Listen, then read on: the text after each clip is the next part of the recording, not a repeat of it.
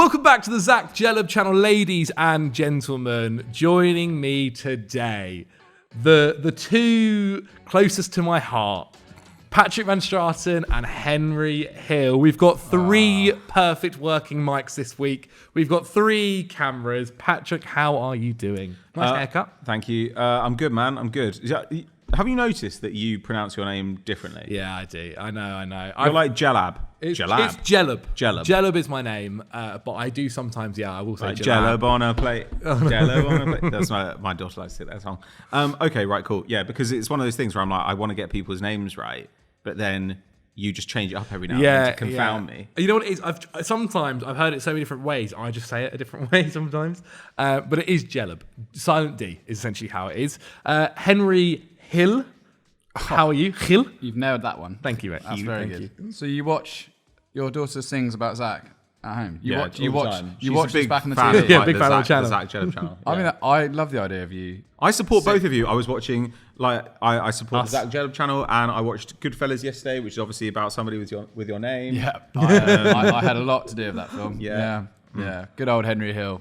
Wise guy. Well, indeed, he is wise. You know someone else that's wise? Thomas Tuchel. And he is the manager of England. That's what we're talking about today. The longer video, the podcast will go out on the Monday this week. But whilst it's still relevant, before the Premier League kicks off tomorrow on Saturday, I want to talk about Tommy T. Because I was looking back at our video on how to fix England. And Tommy T was actually one of the suggestions we mentioned. And we said then and there, he's the best guy to go and get. They need to go and do that. And we worried slightly that essentially, would they go on to make that step? Would they kind of focus on the wanting an England manager? And you know what? They must have watched the video, guys, because they went on to do that. Now, firstly, Pat, when it was announced, what were your first thoughts? Because obviously, even though you're in England and you spend a lot of your time in England, like your wife's English?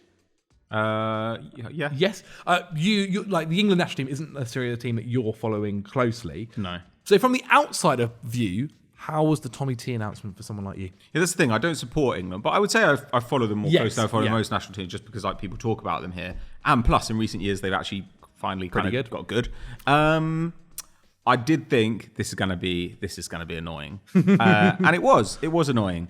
I think it's a great manager. I think it's actually a really good manager as well for knockout football. Mm-hmm. I have fewer concerns about Tuchel being able to coach a version of the way he wants to play with limited time with players than I have about like Pochettino being able to do that with the US men's national team. I think that's quite hard for him. But he's capable of playing defensive football. He's capable of playing attacking football. He's capable of coaching pressing football. I think he'll work really well with the talent he's got at his disposal. To be honest with you, if he was looking at managerial positions, that are available to him right now, I can completely understand why he'd look at England and think, I will actually work with a higher standard of player if I take the England job than if I go to like Manchester United, where I have to deal with like absolutely nobody's. I might as well do this England job. And it's quite an interesting challenge. It seems to be a change that managers are making. Maybe it's something about the intensity of club football now, and international football feels like a bit of a rest. The pay is obviously pretty good if you're coaching England. But it seems strange when you think Tuchel has an awful lot left to give at the club level. I'm quite surprised that he took it, but 18-month deal. He's going to win the World Cup. We'll see. It does feel like that way. It does feel like that way indeed. Like, I'm genuinely over the moon. There's a dog outside going crazy if you can hear them. But I'm genuinely over the moon. Like, this is the perfect guy for England, I think. Like, we'll get on to maybe how long his tenure will be a little bit later on. But we kind of heard the outsider view, Henry. As an England fan, die hard. You've got England tattooed on your chest. Mate, I marched straight to the Winston Churchill statue, saluted it, and cried. I said, cried. Yeah. What? You did not win the war for this to happen. Oh yeah, no. I mean, sorry, King. Yeah, this is unbelievable. This is so great. I'm very happy with this hire. People are like, oh, Carsley. Let's be clear about Lee Carsley. Oh God. What do you mean? Didn't sing the anthem. He yeah, he didn't. All he had to do was win every game in charge, and he didn't because we lost to Greece. And all he had to do was infer that he wanted the job, which he couldn't because he kept giving mixed messages. Like, I do not blame the FA for looking at this situation going, come on, what are we doing here? We've done the people go, oh, we've turned our back on English managers. We haven't Supposedly really. he'd signed the deal before Greece. Who? Well, Tuchel. I mean, look, doesn't matter. It Sure. was the job was there for Lee Carsley. I think if he wanted it, don't know. I think Carsball. Carsball. But this is one of, if not the highest paid international job. Yeah. I Out think Tuchel's there. earning more than Gareth did. Apparently. And he was Well, getting what, like 5 mil? yeah. For someone who has literally never done anything in football. They gave Gareth Southgate 5 mil a year. Crazy. Yes, and I like Southgate, but I don't think everyone was crying out for an evolution away from Gareth Southgate. Well, we've got it. We've got a world-class manager, and everyone's like, oh, well, Pep would have been the best one. Whatever. I think, genuinely, I think Tuchel, for many of the reasons that Pat has just said there, so tactically versatile, will know what to do with the England team in certain moments, because people want England to just roll over everyone and win 10-0 every time. They actually don't. They just want England to win a tournament, and they don't actually care. We got to the final of the Euros playing duff football, like really, really bad football, and if we'd won it, everyone would have been over the moon about it. I think Tuchel was just going to level that up. We are going to be capable of playing great football, but if we need to be pragmatic, if he needs to drop players, he will command respect over this squad to the point that I think players will accept when they're not being picked, when he's sticking to a certain system. Yeah. Because we saw kind of that Lee Carsley experiment where he tried to shoehorn in loads of attackers. You have to start picking the right team and the right players in the right positions. And I think Thomas Tuchel will command the ability to do that. This is an amazing hire. I think from everything I've seen, if you are concerned about his Germanness, about his internationalness, he loved Chelsea. He adored England, genuinely adored the Premier League. He was he was devastated. Yes. Loved sausage rolls. Leaving the Premier League and Chelsea, and so I think this is something where he's very excited to come back. Yeah. I mean, even like little things where his comments already, I think, are like his career, agree. the charisma, like the idea. I think like this is nothing against Southgate, but there is a level where like. I hate bringing in like aura and things like that, but there is a level of aura that comes with, say, a Thomas Tuchel on the touchline compared to someone like a Gareth Southgate. Like I think, as you mentioned, as kind of Pat insinuated, I think other countries now look at this England side now with a manager like Thomas Tuchel and go, oh God, they've got someone great at the helm here. They've obviously got the squad for it. They are now a nuisance to be had. What do we make of some of the comments, obviously made by public, but also by a lot of pundits as well, about the kind of fact that it should have been an Englishman, or it should have been someone that's English, and that we've let down, or the FA have let down the England coaching system. Who? It's not as if question. it's Eddie Howe's God-given right to have this job, because don't get me wrong, I would have been happy with Eddie Howe as the England manager. Sure. But He'll probably do it one day. He will, that's it. He's a young man. This is an 18-month contract. Eddie Howe could definitely walk into that job at some point. I mean, I sort of differ in Pat when they go, oh, why would he go into international management now? Like, a managing career can go on for a very long time if you want it to. It can span decades. He's only early 50s, isn't he, Tuchel? So yeah, it's not as if we had to give it to Potter, we had to give it to Howe. Like, you genuinely have to make the right hire at the moment. Like, Southgate was, weirdly, the right hire at that moment in time, in terms of the direction that the FA wanted to take, in terms of the rejuvenation of the squad, and sort of, was it post Capello? I'm trying to think. I can't remember. Yeah. Well, then the whole Sam. I know Allardyce, it's post Roy Hodgson. Roy Hodgson, then Sam Allardyce's one game. Yeah, I think Southgate at the time did sort of make sense, and it's proven so because he went on to have actually a very successful stint in charge. I now think it makes sense, as the brief the FA put out, to go out and get a winner who has won stuff, who can get us over the line in competitions. International football is weird. Like, we see De La Fuente win something with Spain. Even Scaloni wasn't really rated at Argentina before he went and gone. Deschamps, people have hated the way he plays football for a long time. Well, that's it. Like, there's no. Deschamps had done stuff in management though. But Pre. There's no set. There's no rock. Do you know what I'm trying to say? There's no like magic code to winning international football. It's just about finding the right manager at the right time who's going to connect the players. I firmly believe that Thomas Tuchel's the right man right now. And actually, sometimes, you know what, defensive football, if you look at the winners of tournaments over the last few years, defensive football probably has been at the heart of their core. And as you mentioned, Pat, like Tuchel can kind of do whatever's best that suits the team. I just want to again touch upon like some of the comments that was made about like kind of the English, why not an English coach? One, I think Henry's completely right. The quality if we're being honest, is not there. Like if you go the next best after an Eddie Howe or Sean Dyche is not that great. Like a lot of these guys are not at the level to go on to coach an England side. People said the same when Gareth Southgate took over the England side, that he was not the guy. He was a part of the youth setup. He was someone that had a terrible time at Middlesbrough. And obviously it worked out very well for the last few years for Southgate. Never went on to go and win anything, but they definitely did improve. There are a lot of other big issues, though, I think, in the kind of English coaching setup. One, coaches wanting to kind of go and get experience elsewhere. Not a lot of English coaches are stepping out of the country to go and get experience or kind of further their education out there.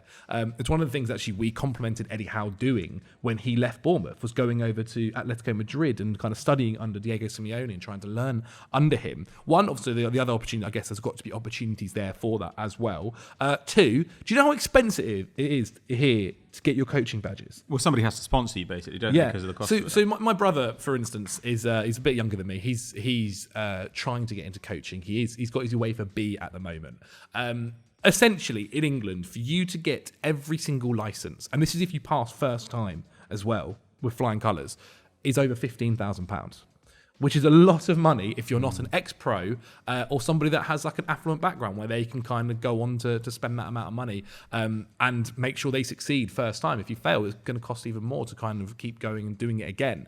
And then there is the other side, I think, sometimes where a lot of ex-professional footballers here get rushed through the process very quickly and can then pick up a job maybe a little bit earlier than they should do, and then can't maybe kind of earn their stripes or find their way through football. Like it is a little bit... They don't really learn to coach.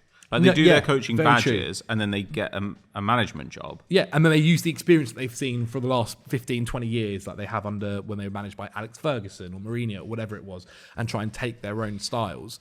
Really, like if you think of the most recent generation of English coaches, like we've got Wayne Rooney now at Plymouth. Frank Lampard's obviously without a job. Cleverly Cleverly at Watford doing a really good job. Carrick at Middlesbrough, McKenna at Ipswich, I guess, but he wasn't really a player, was he? The problem is, where is the upward mobility for these guys? Because they could do a good job. And someone like Carrick, with the name that he has, with the background that he's had, I'm sure that if Carrick, when he leaves Middlesbrough, might be able to get a bigger job. Look at like what Rob Edwards did with Luton last year, which I actually think was very impressive. Yeah. But then they got relegated. Russell Martin, criticise him all you want, has an established style of play, which is quite rare amongst English managers, and has proven it at multiple clubs. Southampton are probably going to get relegated. Are these kind of guys going to get the Vincent Kompany golden tickets to go on and do what they're doing at a bigger club? Probably not. But that is a bit of a freak occurrence, the Kompany one. Like I don't know. I don't think the problem is not that like they're not given shots. I think McKenna was in the frame. McKenna was in the frame for Chelsea. He absolutely was. Carrick is in every list for like potential next coach for Manchester United. The problem is that we're still talking about a really small pool of guys. Yeah. That's the issue. You need to have, and they're all ex-pros. You need to have more and more of these guys. And to be honest, for clubs, given that it seems now that release clauses for coaches are becoming more and more the norm, you know, because when they get sacked, there's a payout, and that payout is contingent on them not taking another job. So clubs end up paying off like these fees. If you're paying £5 or £10 million to hire a coach, plus their backroom staff, plus paying off your previous coach, like all this kind of thing, it is actually much more cost effective for you to sponsor a bunch of young people to do their coaching badges and bring them through. So you've had like Alfie on here, like he coaches. If you're smart and young and a UK national and you're interested in coaching, it is a good time, I think, to be trying to push through these things and trying to get yourself in with a club, because I do think clubs are going to start looking around more. Do you really? Yeah, they're going to have to, because it's so expensive to do it, and also just because like there's kind of a paucity of managers now. Like we looked this summer and we saw that like Bayern did not want Kompany. Kompany was way down their list. Yeah, Liverpool didn't want Slot. Like they went for him in the end. They're happy to go for him, but he was not their first choice. Like Real Madrid, when they went back for Ancelotti's been very successful, but they were going back to the well. I don't think that Barcelona, in an ideal world, would have said, "Yeah, Flick's our number one choice."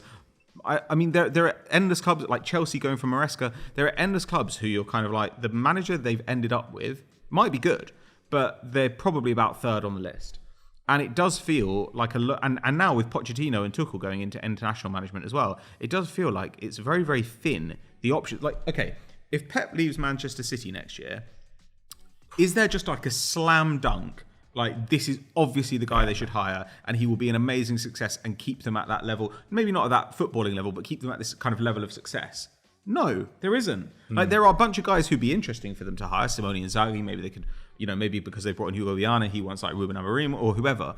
But there isn't like that obvious candidate. Yeah. And it just makes sense now for these clubs to start building pipelines of coaches coming through.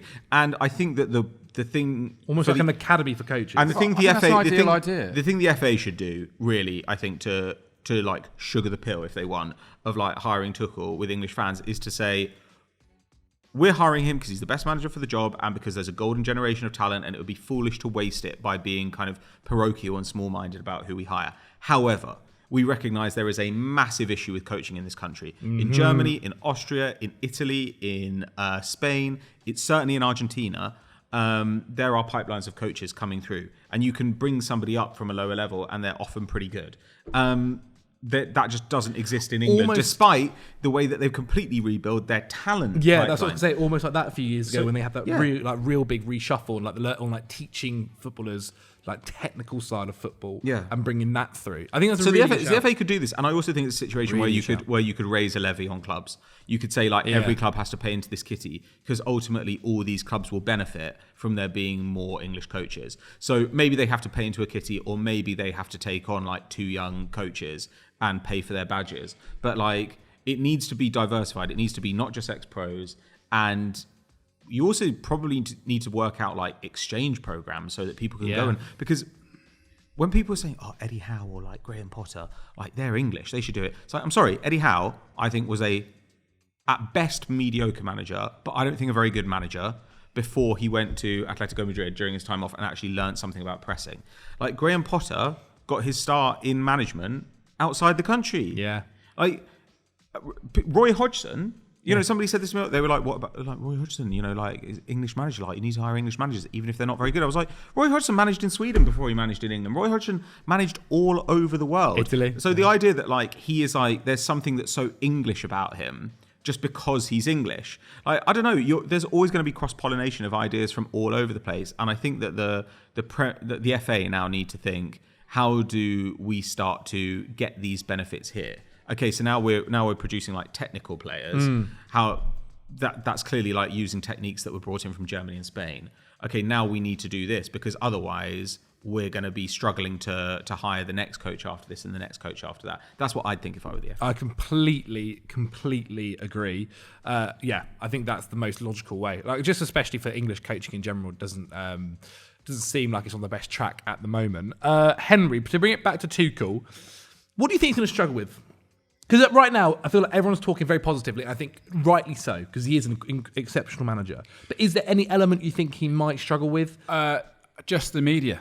I think the media, he is someone that can get slightly irate at benign questions. And I think when you have so many different outlets and organisations with different ideas on how the England team should look, who should be playing in certain positions, and the uproar that happens when a result doesn't slightly go your way, I think that's where he could begin to feel like, oh, I'm the manager, not you guys, kind of thing. I think maybe he could get, but I guess when you manage at the top level of club football, the same issues apply. But he's got a plethora of attacking talent, and I think fitting that into a side and keeping everyone happy in this very ego-driven environment that we're in, I think like if Bellingham's not playing well enough, will he have the balls just be like, Bellingham, you're not playing the next game, kind of thing. Yeah. It's that kind of thing. So I think that, and then I don't know.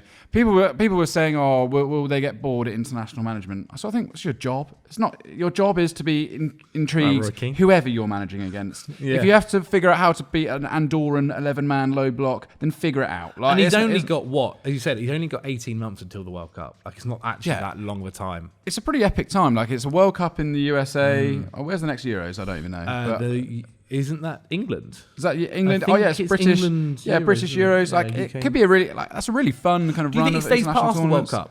If we win and we give him an offer, he can't refuse. I don't know. Even if he doesn't win. I mean, I think if he wins, I I think think he he maybe goes. sails off. I think he goes whatever happens. If he does, I don't know. I think if he doesn't win, he might stick around for the Euros. Like it depends what's available at the time. true. Right? Yeah, He's been at exactly. Chelsea. He's been at Bayern. Like Yeah. if Man City or like Arsenal, Quite possibly Man City, yeah. or one of the big Spanish clubs like are looking for a coach, then I'm sure he'd be interested because actually the money's better and maybe he prefers club football.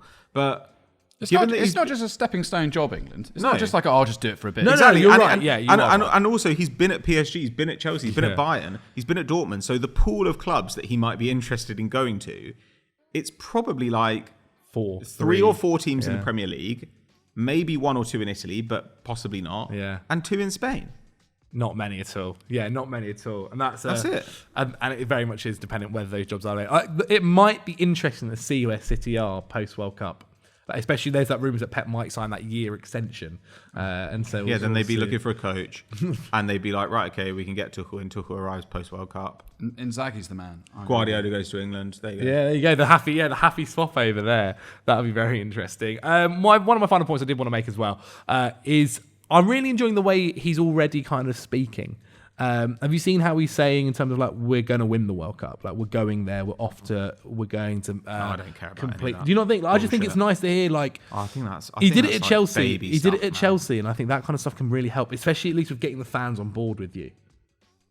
I just think that's like 15-year-old stuff. You know, the people on Twitter who are just like, you've got to say that you're gonna win, and you know you always take off your silver medal like after they give it to you. Otherwise, you're a loser. Like all this kind of stuff. I'm just like, I don't think I think this is like honestly like fake sports psychology. I don't really put any stock in this at all. Zach, I liked what he said about the Pele quote. He said, I was just in Wembley and I saw the Pele quote and it really got me thinking. And so it showed a man who's thinking beyond the base level of spiel that we hear from a manager. He seemed genuinely goosebumpy about being He does. at Wembley. He's enjoying it, doesn't he? And I don't see why you wouldn't be. You're managing.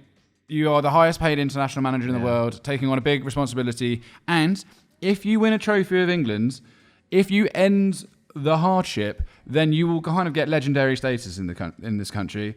I think it's a pretty good gig.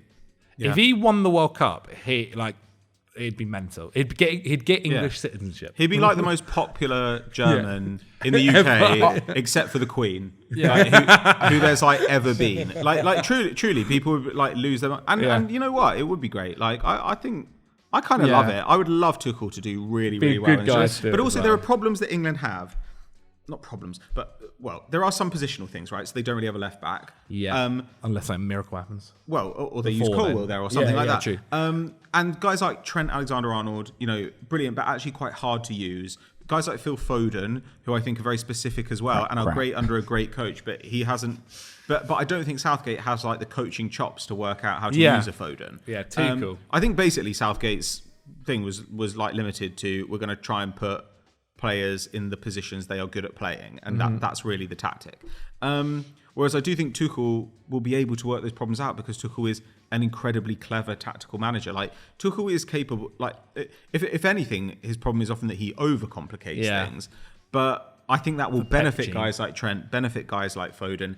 And actually, if I were a club now, you know, like say you look at, you know, I don't know, Arsenal have a couple of players in the England setup. Chelsea obviously have a few players. Like I would think this is actually going to be really good for their development as well. Like they are going to learn to play a system that's different from ours, but where a lot of the principles are very similar. It's only going to be good for the Colwells and Rices and Sakas and Palmers, all those guys. Yeah. What he is going to have to think about though, if he stays past 2026, is what the talent post-Kane future looks like. That kind of stuff. Yeah, I mean, and it's an interesting kind of. Like, I mean, I always think he must have joined there and looked at that England squad and gone, "Oh my god, like look at the talent I've got on my disposal here. It's ridiculous. That's going to be that I've got to use here." I saw a quote from somebody who said that I don't know. Supposedly they knew someone from the England side, where of recent years the like mentality's been a bit more of how do we beat Spain.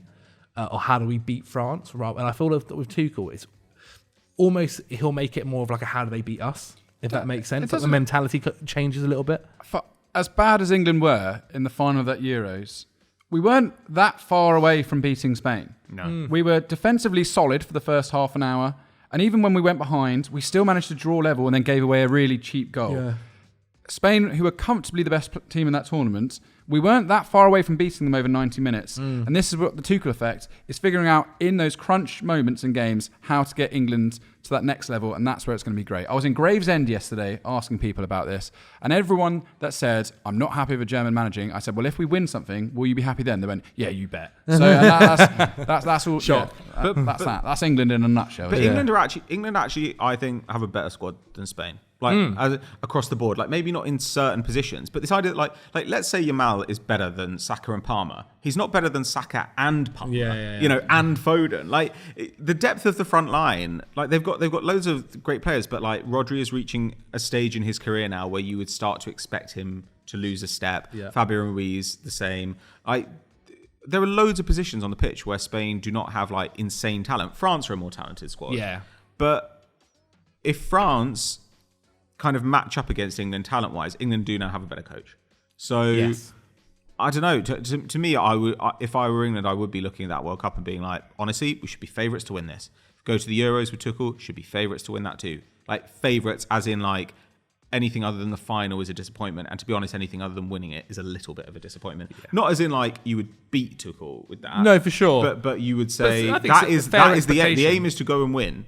And it's not you have a 1 in 3 chance of winning. You should be no, we are the favourites. Everyone has to beat us. I do agree. I think this England squad is so insanely good and balanced. I'm really interested to see him take the... Well, obviously, he doesn't start now till the first break in March, which is going to be interesting. And I am very, very excited to kind of see how it goes, really. I was just thinking then as well, I was why? Obviously, the whole English coaching just really doesn't matter to me. And I was just thinking, maybe also part of it is I grew up with Capello and Sven. So, an English coach actually wasn't that big of a deal my entire life. But there we have it. Let me know, guys, in the comments below what you guys think. Not too sure if this video go out on Thursday or Friday, but I'll get it out as soon as possible. Guys, where can the lovely people at home check you out, Henry Hill?